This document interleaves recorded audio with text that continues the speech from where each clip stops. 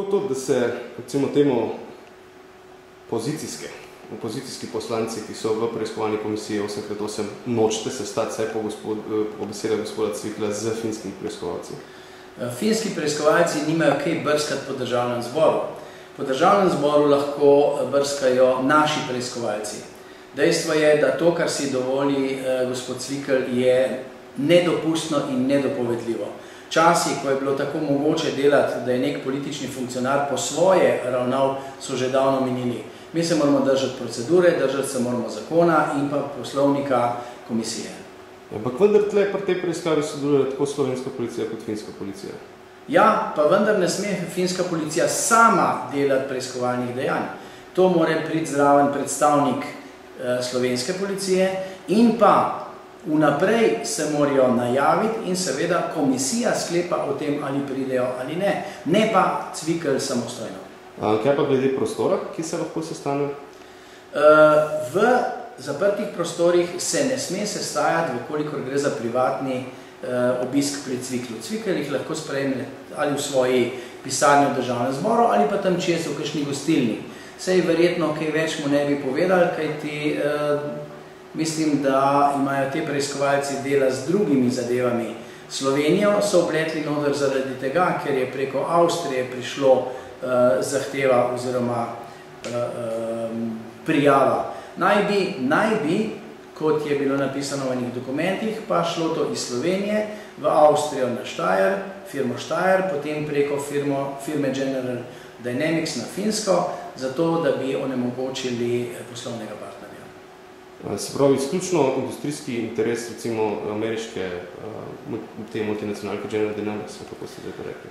Po eni strani interes ameriške multinacionalke, po drugi strani pa interes Viator Vektorja, da bi izpeljal tisto, kar so se dogovorili v prejšnjem mandatu in kar dokazuje tudi letter of intent, oziroma ta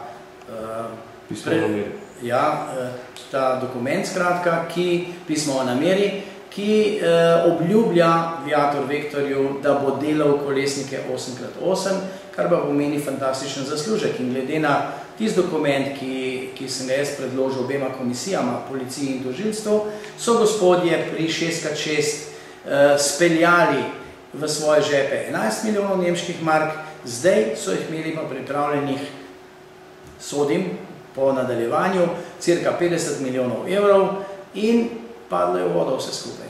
Pa res mislite, da je lahko finsko državo ali pa finske preiskovalce kupš za nekje 50 milijonov evrov?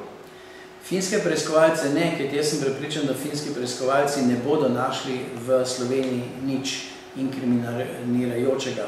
Dejstvo je, da je gospod Erjavc, ki je prišel za ministra, v bistvu zrušil ta koncept, v katerem pa je po mojem bilo pripravljeno kar precej denarja za podkupnine oziroma za speljati določeno zadevo drugam. Vsem se mi zdi še vedno težko dojemljiva ta teza, da je ena firma, kakorkoli že velika Viator Vektor, lahko vpliva recimo na sam sodni sistem ene države Finske. Veste kako je, na Finskem, kadar finska policija dobi prijavo, jo mora po službeni dolžnosti obravnavati, dokler ne ugotovi, da za to prijavo ne stoji nič.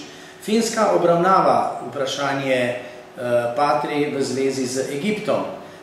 Govori se nekaj tudi v zvezi s Hrvaško in tukaj zraven je samo še en kamenček, ki so ga dodali. Mislim pa, da bojo Finci zelo zamerili tistim, ki so jim pošiljali te podatke na Finsko, z namenom, da bi pridobili premoženjsko korist na ta način, da bi oni dobili naročilo za izvedbo tega posla. Boste sam poročilo, recimo, ko pride od finskih preiskovalnih organov, bom rekel, bo to za vas objektivno poročilo? Jaz mislim, da ne bomo dobili od finskih preiskovalnih organov nobenega poročila. To, kar govori Cvikl, je nakladanje.